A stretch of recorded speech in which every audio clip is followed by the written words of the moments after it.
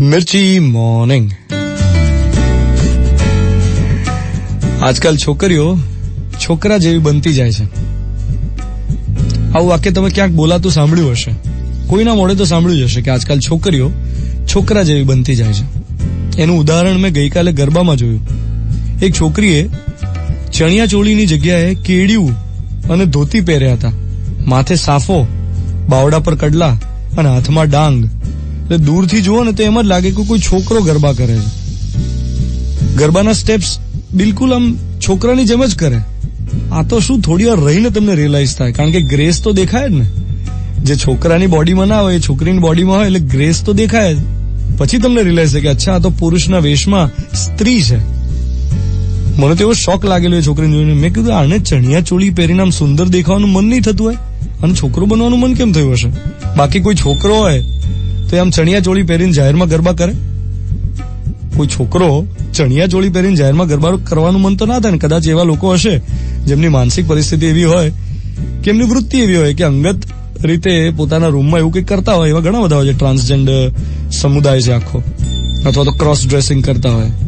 પણ કોઈ છોકરી જાહેરમાં આમ છોકરાના કપડા પહેરીને ગરબા કરે, આ પુરુષ સમોવડી શબ્દ છે ને. હું હંમેશા કહું છું અને ફરી વાર આજે કહી રહ્યો છું કે સ્ત્રીએ પુરુષ સમોવડી મેન લાઈક બનવાની જરૂર જ નથી. પુરુષ કરતા ફાર બેટર છે, ફાર બેટર. જેટલા ગુણો સ્ત્રીઓમાં હોય છે એટલા પુરુષમાં હોતા જ નથી. સ્ત્રી એટલે શક્તિ, ક્ષમા, શ્રદ્ધા, શાંતિ, પ્રેમ, નમ્રતા, સંયમ, સમર્પણ, સમતા, દ્રઢતા, ધૃતિ. આ બધા ગુણો સ્ત્રીને નેચરલી મળ્યા છે, અને પુરુષે આ બધા અક્વાયર કરવા પડે. આમાંનું કશું નેચરલી પુરુષને નથી મળ્યું. પુરુષના માનસિક સર્જન માટે સ્ત્રી અનિવાર્ય છે. સ્ત્રી નરિશમેન્ટ આપે, પોષણ આપે, મોહક હોય, મધુર હોય. આમાંનું કશું પુરુષ પાસે છે નહીં, એને કેળવવું જ પડે. સ્ટ્રેચેબિલિટીનો ગુણ, એડજસ્ટ થવાનો ગુણ, એ પણ પુરુષે કેળવવો પડે છે, જ્યારે સ્ત્રી પાસે નેચરલી હોય છે.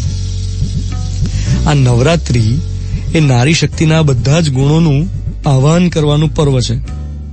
આપણે જ્યારે કોઈ પણ પૂજા કરીએ, અર્ચના કરીએ, કોઈ મૂર્તિની પાસે ઉભા હોય તો એ મૂર્તિની પાસે ઉભા રહીને શું માંગતા હોય છે કે મૂર્તિના જે દેવ છે એની અંદર જેનું અધિષ્ઠાપન થયેલું છે એના ગુણ આપણામાં આવે.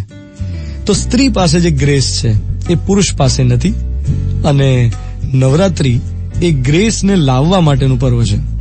આટલી જ વાત જો બંને જણા સમજી જાય ને તો બંને વચ્ચેના કોન્ફ્લિક્ટ્સ ઘટી જાય. પણ આ તો શું છે, એકબીજાને બીટ કરવાનું ચક્ર ચાલ્યું છે અત્યારે.